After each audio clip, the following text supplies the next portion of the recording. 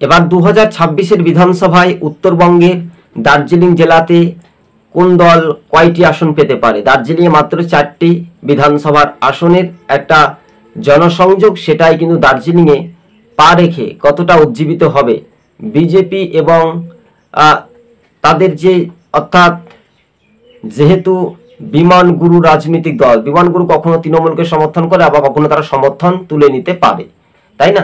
সেখানে বিজেপি ও অন্যান্যদের মধ্যে একটা জোট টক্কর লড়াই হতে পারে। তৃণমূল দার্জিলিংয়ে কোনো রকমের ফ্যাক্টর হতে পারবে না, তৃণমূল, কংগ্রেস বা সিপিএম কোনো রকমের দার্জিলিংয়ে ফ্যাক্টর হতে পারবে না। এই মুহূর্তে যেটা সমীকরণ আসছে, দার্জিলিংয়ে বিজেপির জোট তারা 3টি আসন পেতে পারে সম্ভবত, এবং অন্যান্যরা 1টি আসন পেতে পারে। এই যে চিত্রটি সামাজিক মাধ্যমে দার্জিলিংয়ে, অর্থাৎ যেহেতু জনজাতি ভোটার ট্রাইবেল অংশের, এবং দার্জিলিংয়ের যে পরিবর্তন, দার্জিলিংয়ের যে একটা হাওয়া, সেটা কিন্তু বিজেপির দিকে। আপনারা দেখেছেন যে দার্জিলিং লোকসভার আসনটি বিজেপির একটা জোটের একটা হাওয়াই ছিল।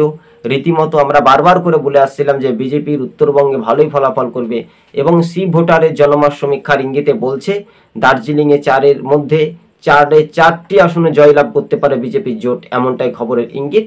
তবে বিমানগুরু 2টি আসন পেতে পারে সম্ভবত, এবং বিজেপি 2টি আসনে এগিয়ে থাকতে পারে সম্ভবত। দার্জিলিংয়ে কিন্তু 3টি এবং 1 প্লাস কিন্তু মাইনাস হচ্ছে বাম কংগ্রেস বা সিপিএম, এবং অন্যদিকে সরাসরি তৃণমূলও আসন পাচ্ছে না। সর্বনিম্নভাবে স্পষ্টভাবে দার্জিলিংয়ে এবার পদ্ম ফুলের আওয়াজ ফুটতে চলেছে। জনজাতি ভোটারদের এক অংশ বিজেপির দিকে ভোট করবে বলে মনে করছেন রাজনীতি।